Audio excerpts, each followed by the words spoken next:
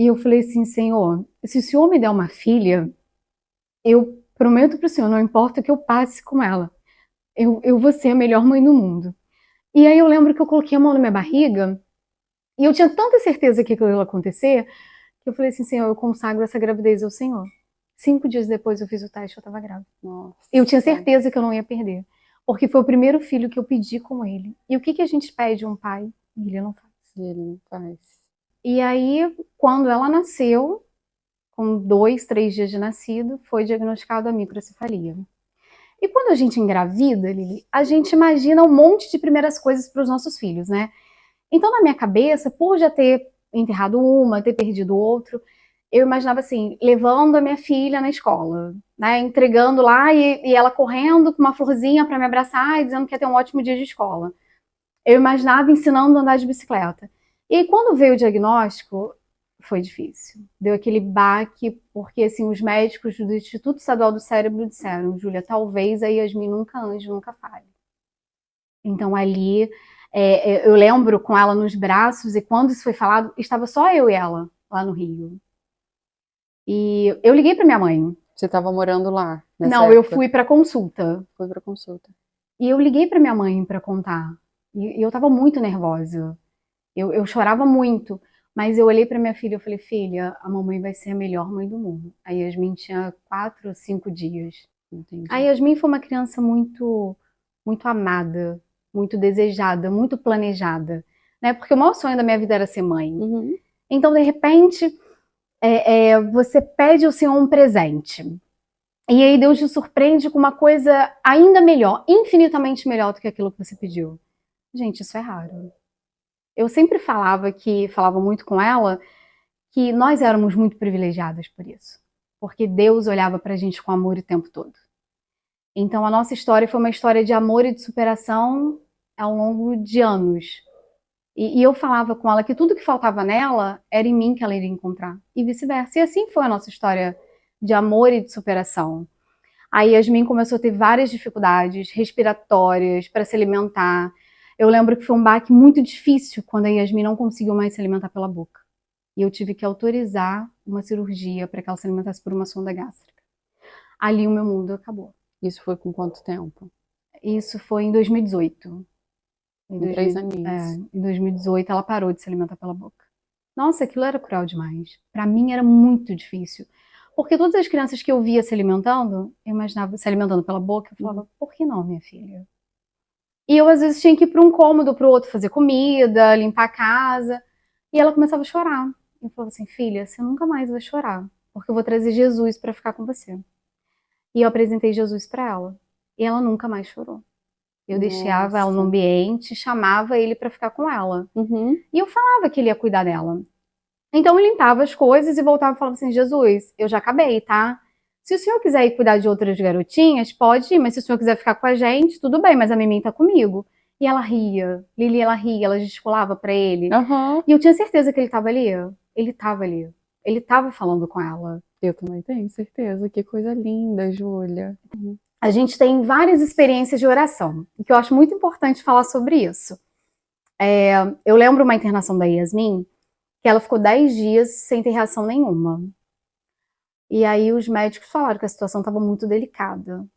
E aí quando o enfermeiro saiu do quarto, eu dobrei meu joelho e eu orei. E eu falei assim, Senhor, eu vou orar com toda a fé que há em mim. E quando eu disser amém, o Senhor vai abrir um olho da Yasmin. E amanhã o Senhor vai abrir o outro. Lili, foi a entrega mais forte da minha vida. Foi a mais difícil de ser feita, mas foi a mais intensa. E eu orei. Ali eu me derramei como mãe. Eu chorei, eu clamei. Quando eu disse amém, ele fez. Ele abriu um olho da Yasmin. Nossa. E eu abri aquela porta da UTI e saí gritando, correndo, para todo mundo vir comemorar comigo. Sim.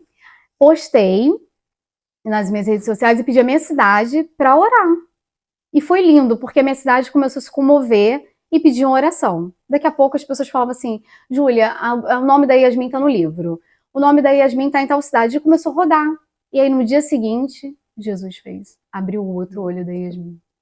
E eu escrevia. Eu sempre escrevia sobre a nossa fé, sobre os momentos de oração que a gente tinha, sobre os milagres que Jesus fazia na nossa vida.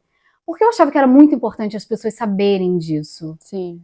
E eu falava com muito amor, com muita entrega, e eu explicava isso para ela, como a gente era privilegiada. Porque como você pede uma coisa com seu pai, e na verdade nós pedimos tudo, e tudo ele fazia. Que amor é esse? Que Deus é esse? É uma entrega, é um amor muito grande. E eu sentia isso, nós vivíamos isso. Era muito importante. E ao longo do tempo, né, essas experiências de oração só foram aumentando. A ponto de, eu lembro uma que é muito importante também. Teve um dia que nós estávamos em casa, eu tinha dado uma refeição para Yasmin e não ia ter mais uma refeição para ela. Uhum. E eu precisava comprar, mas não tinha o recurso para comprar. Eu coloquei ela no sofá, vendo um desenhozinho, dobrei meu joelho e pedi ao Senhor que entrasse com uma providência. E fui limpar a casa. Eu descansei nele. E é difícil descansar no Senhor, mas difícil. eu descansei. É. Eu descansei. Quando demorou um pouquinho, uma tia minha me gritou. Eu morava no segundo andar. E ela falou que precisava falar comigo. E ela disse que tinha um dinheiro que ela foi sacar e que ela tinha programado de fazer tal coisa com esse dinheiro. Mas quando ela chegou na boca do caixa, só vinha eu e a Yasmin na imagem dela. E ela foi na farmácia e comprou tudo de suplemento para Yasmin. Exatamente o que eu precisava. Mas assim, só quem sabia disso era eu, a Yasmin e Deus. Ninguém, não tinha ninguém na minha casa. Uhum. Então, isso foi uma das nossas primeiras experiências, mas me tocou tanto, porque assim, cara, eu pedi com ele.